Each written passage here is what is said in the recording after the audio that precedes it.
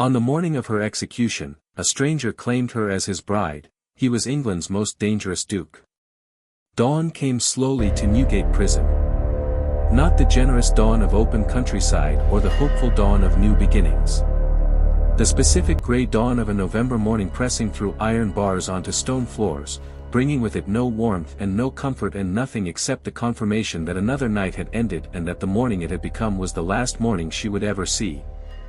Eliza Holt sat on the floor of her cell with her back against the cold stone wall and her hands folded in her lap and her eyes open. She had not slept. Not from fear, though fear was present, a cold specific thing sitting in her chest that she had been managing with the discipline of someone who understood that panic served nothing. She had not slept because sleeping meant missing the last hours of her own life, and she had decided, somewhere around 3 in the morning when the prison settled into its particular deep night quiet, that she was going to be awake for all of it. She was 23 years old. She had been in Newgate for 11 days.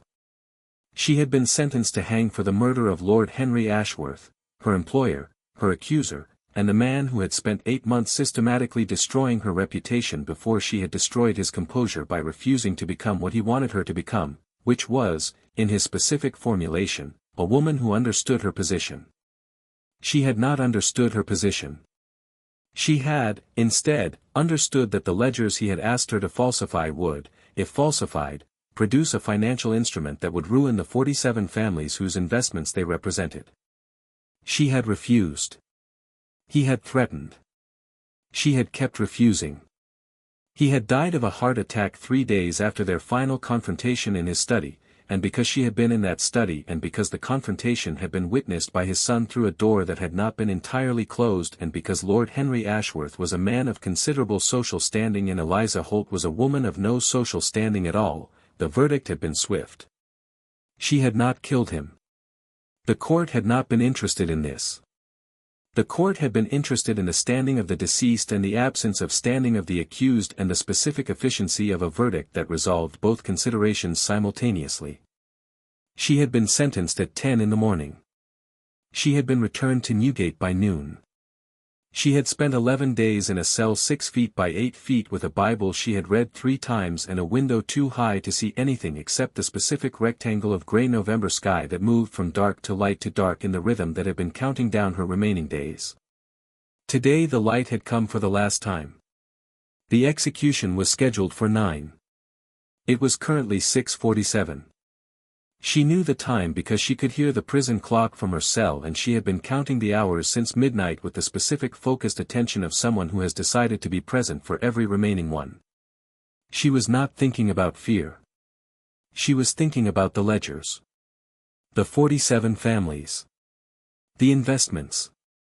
The specific financial instrument that would have redirected their holdings into Lord Ashworth's private accounts through a mechanism that was almost entirely invisible to anyone not looking for it. She had found it on a Tuesday afternoon in August, which was why she had still been in his study at 7 in the evening, not from any impropriety but because the discovery required confirmation and confirmation required the secondary ledger and the secondary ledger required cross-referencing with the quarterly accounts and the quarterly accounts were in the locked cabinet and unlocking the cabinet had taken until 6:15 and the cross-referencing had taken until 7 and by 7 the confirmation was complete. She had refused to falsify the records on a Wednesday morning. Lord Henry Ashworth had died on a Saturday. The 47 families still did not know what she had found or what she had refused or what it had cost her. She had not told anyone in court because telling anyone in court would have required evidence, and the evidence was in a locked cabinet in a dead man's study, and she had been moved to Newgate the same day the sentence was passed and had had no access to anything except the grey rectangle of November sky and the Bible she had read 3 times. The clock struck 7. 2 hours. She folded her hands more precisely in her lap and continued being present. The door of her cell opened at 7:43. Not the guard. Not the chaplain who came at 8 on execution mornings. Not the warden. A man she had never seen before. He was tall. Dark-coated. The specific quality of stillness that belongs to people who have learned stillness as a discipline rather than a natural state. His face was sharp and not young, perhaps 35, with the particular controlled precision of someone who was accustomed to making decisions quickly and was in the process of making one now. Behind him stood a guard who looked as though he had been told something he did not know how to respond to. The man looked at her on the floor against the wall. She looked back at him. Neither spoke for a moment. Then he said, "Eliza Holt." "Not a question." She said, "Yes." He looked at her for another moment with the expression of a man confirming something he already believed to be true. Then, "I am claiming you." She said, "I beg your pardon." He said, "As my bride. Under the old law. You have heard of it." She had heard of it. An ancient provision, rarely used, possibly no longer legally binding, possibly a fiction that had calcified into rumor through repetition, by which a man of sufficient standing could claim a condemned woman as his wife and thereby commute her sentence through the specific legal mechanism of transferring her from the jurisdiction of the court to the jurisdiction of matrimony. She had heard of it. She had not believed it was real. She said, "Is that actually possible?" He said, "We are about to find out." She said, "Who are you?" He said, "That is a longer conversation.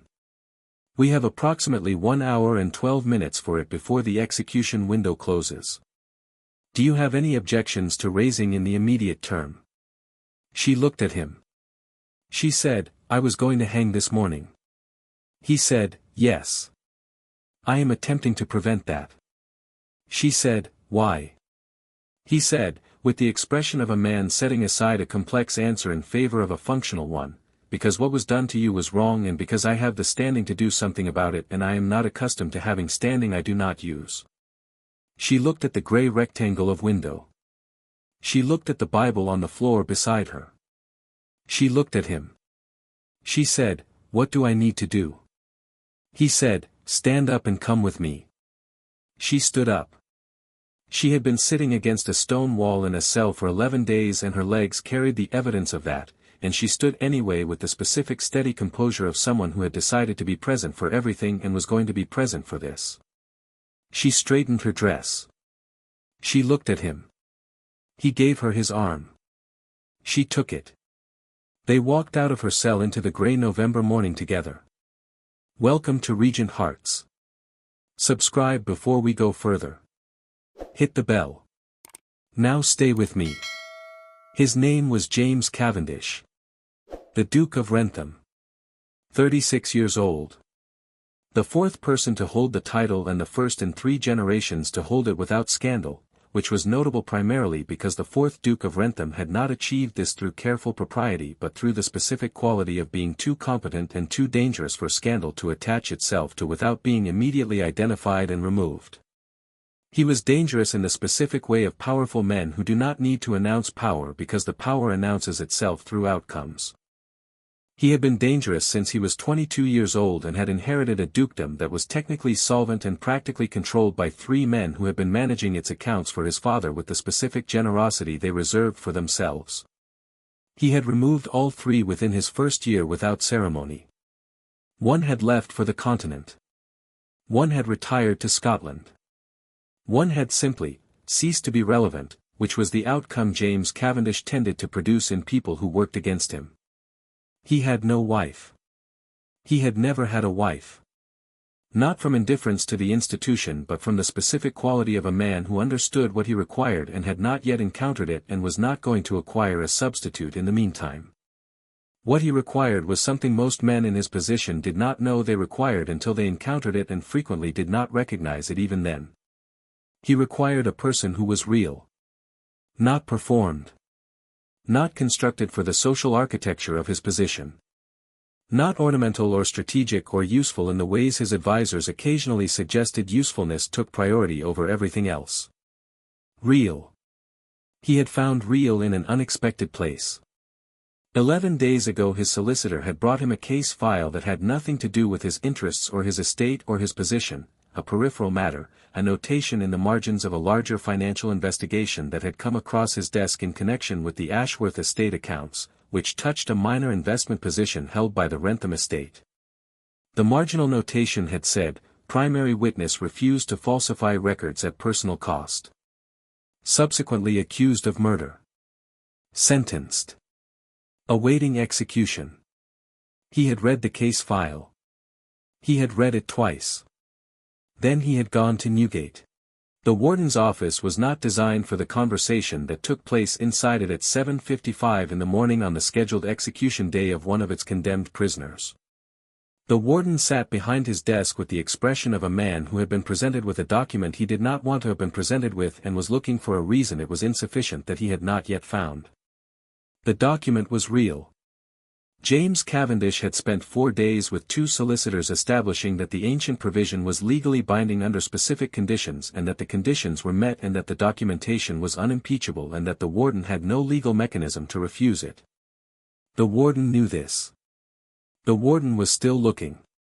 Eliza stood beside James Cavendish in the warden's office and watched the warden look and understood, with the specific clarity she had applied to every situation in her adult life, exactly what was happening.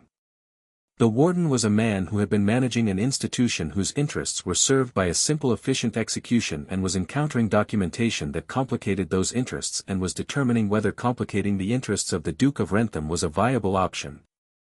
The warden looked up. He looked at James. He looked at the document. He looked at Eliza. He said, "This will require confirmation from the Lord Chief Justice." James said, "I have already spoken to the Lord Chief Justice. His written confirmation is the second document in the file." The warden opened the file. The written confirmation was there. The warden closed the file. He said, "The execution is scheduled for 9. James said, "The marriage will take place at 8:30. The execution will not be required." The warden said, "There is the matter of the murdered lord." James said, "Lord Henry Ashworth died of a cardiac event.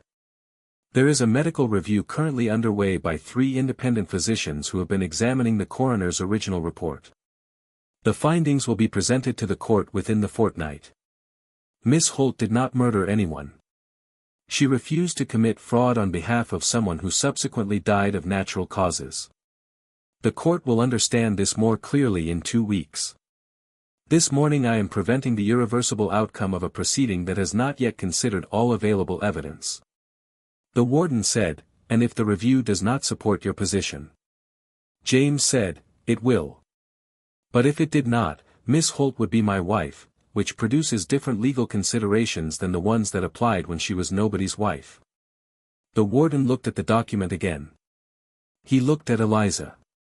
She looked back at him with the expression she had been wearing since the cell door opened, steady, present, not performing anything. The warden signed the release form. They were in the corridor outside the warden's office at 8:13 when she said it. Not asking for reassurance. Not performing gratitude. Simply stating something that required stating because she was a person who required accurate information in every situation, and this situation was highly unusual, and she had been in a cell for 11 days and was about to marry a stranger and needed to understand the parameters. She said, "I need to understand what this is." He had been walking with the specific purposeful pace of a man moving through a situation that requires continued momentum, and he stopped. He looked at her. She said, "You have rescued me from an execution this morning. I am not ungrateful. The gratitude is real and considerable. But I need to understand what you require from this arrangement." He said, "I require nothing." She said, "That is not accurate. You have spent 4 days with solicitors and made contact with the Lord Chief Justice and are about to marry a woman you met 50 minutes ago. That requires something as motivation." He looked at her. He said, "Sit down." She said, "We are in a corridor." He said, "Yes. Sit down anyway." She sat on the stone bench against the corridor wall, the bench where, she understood, prisoners occasionally waited for various proceedings. She sat on it with the same composure she brought to the cell floor and the warden's office. He sat beside her. He said, "I read your file 11 days ago. Not the trial record. The financial record. The Ashworth estate accounts." She was still.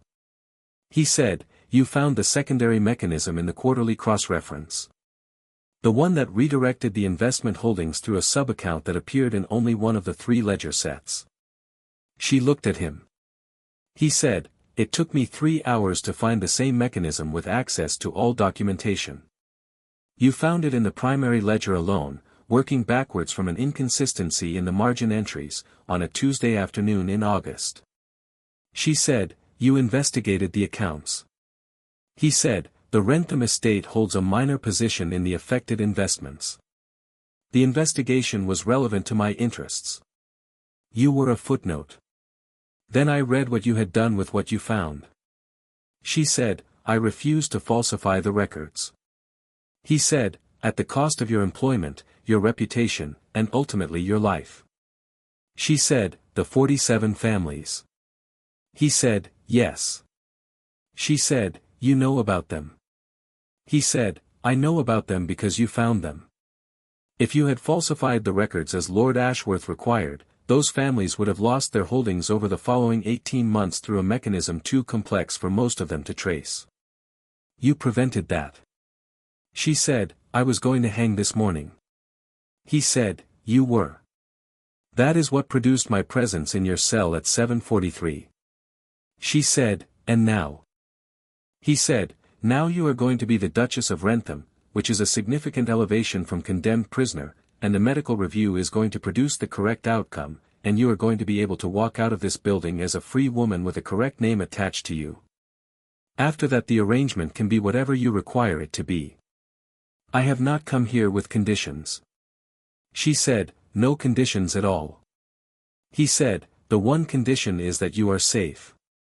Everything else is negotiable." She looked at him in the corridor with the grey November morning outside the windows and the prison clock ticking toward 8:30. She said, "Why?" He said, "I told you in the cell." She said, "You said what was done to you was wrong.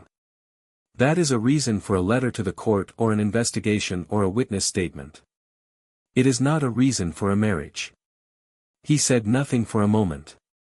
Then, "Because what was done to you was wrong and you were going to die for it and I had the power to prevent that, and not using power you have to prevent an injustice you can see clearly is the specific failure I find most contemptible in men of my position." She said, "That is still a letter to the court." He said, "A letter to the court takes weeks. The execution was at 9. She said, "You have known about this case for 11 days. He said, "Yes." She said, "You had 11 days for letters." He said, "I spent 11 days building the case for the medical review and the legal provision and the documentation required to make this work. I did not spend 11 days writing letters because letters would not have been fast enough and I was not willing to risk the timing." She said, "You have been working on this for 11 days. He said, "Yes." She said, "Since the day after I was sentenced." He said, "Yes." She looked at him. She said, "You read a footnote in a financial investigation." He said, "I read a footnote about a woman who had refused to commit fraud at the cost of her own life and I found that specific choice worth 11 days of work." The corridor was quiet. The prison clock read 8:17. She said, "I need you to understand something." He said, "Tell me." She said, "I am not going to be a woman who requires managing. I was not one before Newgate and 11 days in a cell has not produced one. If you have rescued me with the expectation that I will be grateful and quiet and occupiable in the specific ways that convenient women are convenient, that expectation is going to produce disappointment." He looked at her. Something happened in his expression. Not the expression she expected. Not the expression of a man recalibrating or managing his response. Something genuine. The specific expression she would come to recognize over the following months as the one that arrived when she said something real. He said, "I read the case file. I know exactly what kind of woman you are." She said, "And?" He said, "And I spent 11 days making sure you would be alive to continue being that kind of woman. I did not do that so I could then ask you to stop." 8:20. She stood up. She said, "Then let us go get married." He stood. They walked down the corridor together toward whatever came next. It was not a ceremony that would feature in society columns. A prison anteroom. A chaplain who had been present for the proceeding with the expression of a man trying to locate the correct theological position on what was happening and not quite finding it. 2 witnesses, James's solicitor, a thin precise man named Alderton who had been awake for 30 hours building the documentation, and a prison clerk who had been selected by Alderton for the specific quality of being unlikely to discuss what he had witnessed. The chaplain read the words. James said his. Eliza said hers. Alderton produced the ring, plain gold, sized by James based on information he had acquired through means she did not yet know, and James placed it on her finger with the specific deliberate care of a man doing something he understands the weight of. She looked at the ring on her hand. She had been in a cell for 11 days. She had woken up this morning understanding she was going to die. The ring was cold and real and entirely unexpected. The chaplain pronounced them married. James signed the document. Eliza signed beside him, for the first time in 11 days writing something that was not the record of her own condemned status. Alderton countersigned. The clerk countersigned. The document existed. She was the Duchess of Wrentham. She was 23 years old and she had been a condemned prisoner 44 minutes ago, and now she was the Duchess of Wrentham, and the prison clock was reading 8:52, and somewhere in this building a gallows that she was not going to stand on was waiting in the November morning. The warden appeared at the anteroom door with the expression of a man who had made peace with an outcome he had not chosen. James looked at him. The warden stepped back. They walked out. The carriage was not Newgate's. It was the Wrentham carriage, dark, well-maintained, with the crest on the door that Eliza had 11 days of Newgate and the morning of her own execution between herself and being able to look at without a complex response. She got in. He got in beside her. Alderton shut the door. The carriage moved. She sat very straight and looked at her hands in her lap and felt, for the first time since before her arrest, the specific sensation of movement. Of leaving. Of a space between herself and a fixed point growing rather than remaining constant. She was moving away from Newgate. She was not going to hang. She was the Duchess of Wrentham. These 3 facts required some time to arrange themselves correctly inside her.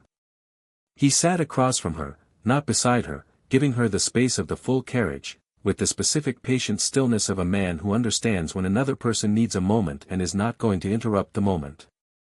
She sat with her hands folded in her lap and let November London move past the window and arranged the facts. Then she said, "The medical review." He said, "It will confirm cardiac arrest unrelated to external cause." The 3 physicians are among the most reputable in England and their independence from the Ashworth family is documented. The court will have the findings within 10 days. She said, "And Lord Ashworth's son?" He said, "Edward Ashworth has been informed, through careful channels, that his father's financial arrangements are under investigation by the Wrentham Estates legal team and that cooperation with the medical review will be viewed considerably more favorably than resistance." She said, "He cooperated." He said, "This morning." "Yes." She said, "You have been busy for 11 days." He said, "The timing required it." She said, "You could have failed." He said, "I considered that." She said, "And?" He said, "And I worked until failure was not a remaining option." She looked at him across the carriage. She said, "The 47 families. Do they know what Ashworth intended?" He said, "Not yet. That is a conversation for when the medical review is complete and your name is clear and you can speak about what you found without it being dismissed as self-interest." She said, "They are going to need to restructure their positions." He said, "Yes." She said, "The sub-account mechanism. If someone knows it exists, it can be used again by the estate's other interests." He said, "I know." She said, "So the documentation needs to be." He said, "Eliza." She stopped. He said, "You have been awake for approximately 30 hours. You have been in a prison cell for 11 days. You were going to be executed this morning. The 47 families have survived this long without the information, and they will survive another 48 hours. She said, I am aware of the timeline. He said, are you aware that you are allowed to breathe for a moment? She looked at him. He said, I am not asking you to stop thinking about the problem. I am telling you that the problem can wait 2 hours while you look out the window and understand that you are not in Newgate anymore. She looked at the window. November London. The specific grey beautiful ordinary moving world of a city going about its morning business with no awareness of what had happened inside one building at 8:52. She looked at it. She breathed. After a moment she said, where are we going? He said, Wrentham House. You will need rooms and clothes and a physician, not for the review, for you. And food. And whatever else you require. She said, I require a bath. He said, that is already arranged. She said, you arranged a bath. He said, you have been in Newgate for 11 days. A bath seemed likely to be required. She looked at him. The specific expression arrived on her face without warning, not the managed composure of the cell or the corridor or the anteroom. Something that had been underneath all of those for 11 days and had arrived now because movement in grey London and a man who had spent 11 days on a footnote and arranged a bath had reached through the composure and found it. She did not perform it. She turned back to the window. He did not comment. They rode in silence through London toward Wrentham House. It was large. She had known it would be large. She had not been entirely without social education before Newgate, but large in the specific way of houses that had been inhabited honestly for generations rather than constructed for impression. The kind of large that contained real rooms with real purposes rather than grand spaces organized for viewing. The housekeeper, a woman named Mrs. Calloway who was 60 and precise and had clearly been informed in advance and had formed no visible opinion about the events of the morning, showed her to rooms in the east wing that were warm and furnished and contained a bathtub that had been filled before the carriage arrived. Mrs. Calloway laid out clothing that fit, not perfectly but close enough to indicate that someone with accurate information about her measurements had made decisions in advance. She said nothing about the measurements. She had a bath. She sat in warm water for the first time in 11 days and looked at the ceiling of the Wrentham House East Wing bathing room and breathed. Then she dressed. Then she went to find James. He was in his study. The study of a man who actually used his study, papers organized on the desk in the system of someone who processed significant volumes of information daily, shelves containing books that had been read rather than displayed, 2 chairs near the fire positioned as though conversations happened in them regularly. He looked up when she came in. She sat in one of the chairs by the fire without waiting for an invitation because she was the Duchess of Wrentham and the chair was there. She said, tell me about the sub-account mechanism. Everything you found. He picked up a file from his desk. He came and sat in the other chair. He opened the file. He told her everything. Not the summary. The detail. The specific financial architecture of what Ashworth had built, the mechanism she had found from the primary ledger alone, the additional layers that had become visible when Alderton's team had accessed the complete documentation, the 47 families and their specific exposure, the timeline of what would have happened if the records had been falsified. She listened with the complete focused attention she gave to problems that required solving. She asked 6 questions that he answered. She asked a 7th that made him stop and look at her. She said, what? He said, the secondary sub-account. You found it in the primary ledger alone. The discovery required identifying a margin inconsistency that was designed to look like a rounding error. She said, it was a rounding error in the wrong column. Ashworth made it a consistent 6 positions to the right of where the rounding errors normally appeared. I noticed on the 3rd ledger and went back to the first 2. He said, Alderton's team missed it for 4 hours. She said, Alderton's team was looking at all 3 ledgers simultaneously. When you look at all 3 you normalize the inconsistency because it appears in all 3. You only see it as an inconsistency if you are looking at the primary alone and the pattern is legible against itself. He looked at her. She said, The seventh question. Are there other Ashworth subaccounts using the same positional mechanism in other investment portfolios? He said, we have found 2 others in the preliminary review. She said, how many portfolios are in the Ashworth estate's investment history? He said, 14 active, 7 dormant. She said, you need to look at all 21 using the primary ledger isolation method. If the mechanism appears in 2 of the 14 active ones, the probability of it appearing in the dormant accounts is significant. He held the file. He looked at her. He said, we have been doing this for 11 days. She said, you have been doing it without the person who found the original mechanism.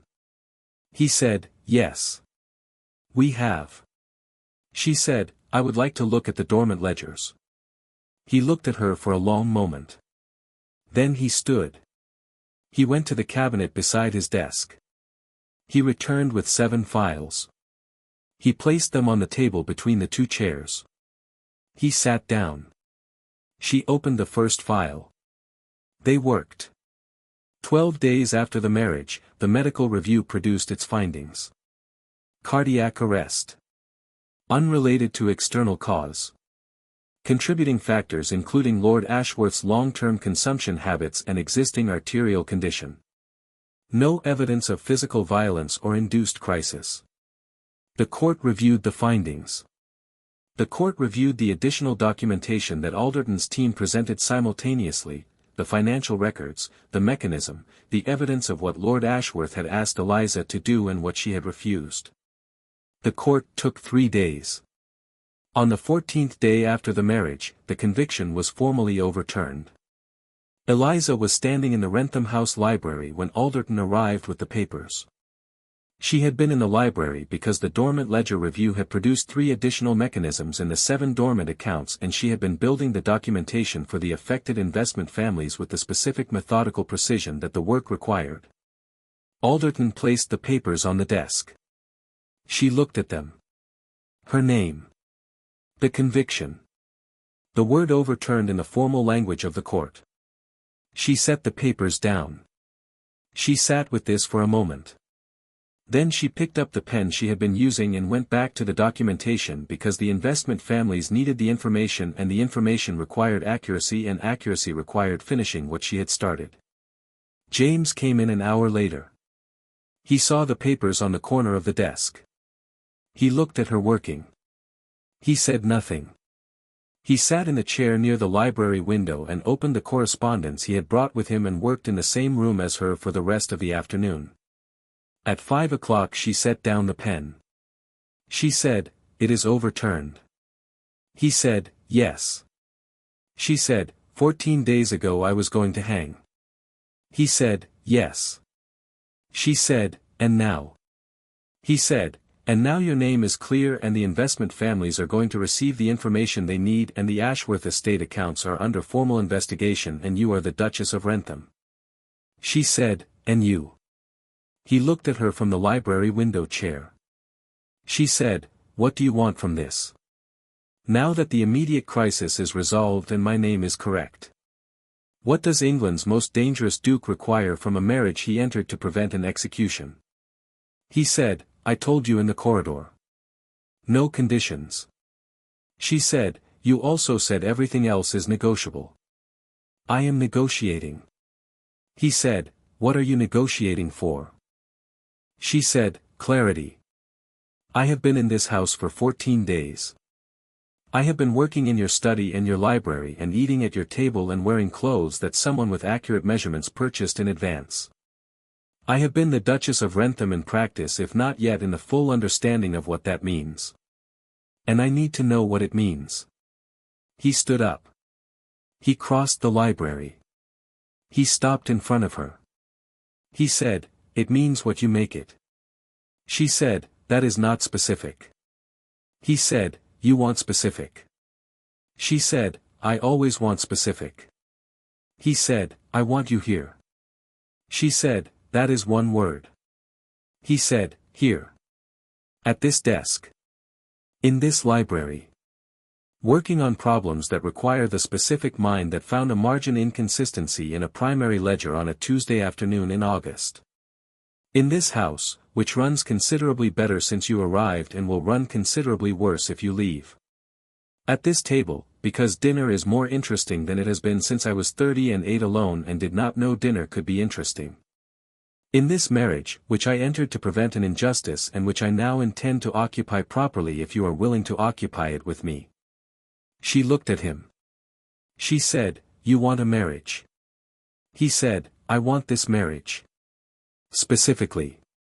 With this person. Who sat on a prison corridor bench and asked me what I required and told me she was not going to be manageable and has been demonstrating that conclusively for 14 days and who found 3 additional mechanisms in the dormant ledgers this morning that my team of solicitors missed." She said, 4. There were 4. He said, "I know." Alderton called it alarming. She said, "It is not alarming. It is a consistent positional pattern. Once you know to look for it, the dormant accounts are straightforward." He said, "Yes. The 4th one is in the 1842 estate records. Most people would not look there." She said, "Most people do not read dormant ledgers from 17 years ago on the morning of their own legal exoneration." He said, "No. They do not." She looked at him. He looked at her. She said, "I am not going to be convenient." He said, "I am aware. I have been aware since the corridor." She said, "I am going to keep working on the investment family's documentation until every affected party has the information they need." He said, "Alderton has already prepared the communication framework. He was waiting for today's outcome." She said, "I want to review the communication before it goes." He said, "It is on the desk. I put it there this morning." She looked at the desk. The communication was there. A thick document in Alderton's precise hand. She looked back at James. She said, "You put it on the desk this morning. Before the overturning was confirmed." He said, "The overturning was going to be confirmed. I preferred to have the next step ready." She said, "You were certain." He said, "I built it so that certain was the only remaining option." She looked at him. The specific expression that had arrived in the carriage, the one that had found her through the composed surface, arrived again. She did not manage it this time. She said, "You spent 11 days on a footnote." He said, "It was a significant footnote." She said, "I was nobody. I am still nobody by the standards of your world." He said, "You found a financial fraud that would have ruined 47 families in a primary ledger on a Tuesday afternoon using a margin inconsistency that 11 professional solicitors missed over 4 hours with complete access. You refused to falsify the records at the cost of your own life. You sat on a prison floor for 11 days, and when I opened your cell door you asked me who I was and whether it was actually possible, and then you stood up. You are the least nobody person I have encountered." She was quiet. He said, "I also want the marriage. I want to be specific about that. Not the legal arrangement. The marriage. If you want it too." She said, "I have been in your library for 14 days. He said, "Yes." She said, "I have been working in your study and at your table and in these rooms, and I have not once, wanted to leave." He said, "No." She said, "That is information." He said, "Yes. It is." She said, "James." He said, "Yes." She said, "Ask me properly." He said, "Will you stay? Not because you have nowhere else to go, and not because I have prevented your execution, and not because the Ashworth documentation is unfinished. Because you want to." She said, "The documentation will take at least 3 more weeks." He said, "I know." She said, "And after the documentation there will be other problems." "There are always other problems." He said, "Yes." She said, "I intend to find them." He said, "I am counting on it." She looked at him. She said, "Yes." He said, "Yes to the documentation or yes to the marriage?" She said, yes to the marriage. The documentation was never in question. He crossed the remaining distance between them. He took her hand. She looked at the ring on her finger. The same ring from the prison anteroom. Plain gold. Cold on that November morning. Warm now. She had been going to hang. She was the Duchess of Wrentham. She had found 4 mechanisms in the dormant ledgers this morning. She said, the 1842 ledger. I want to finish that one tonight. He said, I know. It is on the desk. She said, and tomorrow we start on the active portfolio cross-references. He said, Alderton will be here at 9. She said, 8. Tell him 8. He said, 8. She looked at the library. The shelves. The desk covered in papers. The chair by the window where he had been sitting while she worked. She said, this is a good library. He said, it is better since you arrived. She looked at him. He was not performing the statement. She said, everything is negotiable. He said, yes. Within reason. She said, what defines the reason? He said, you do. She picked up the Alderton communication from the desk. She sat back down. She began to read. He returned to the window chair. They worked through the rest of the afternoon. Outside, November London continued its indifferent business. Inside Wrentham House, 2 people worked in the same library because the problems required solving and the library was where the problems were and there was nowhere either of them preferred to be.